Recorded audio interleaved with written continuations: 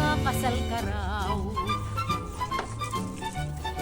Irog, di ako mapalad, mabibigo akong lubos sa tanging pagliyag, pagkat siya ang ibig ng iyong magulang, at ikaw'y di man lamang tumutol at sumang-ayon na lang.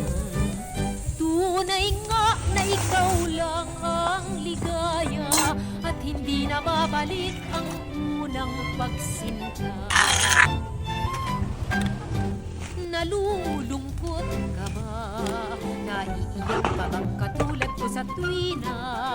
Tingnan mo nga ito, bigla na lang nagkalayo tayo.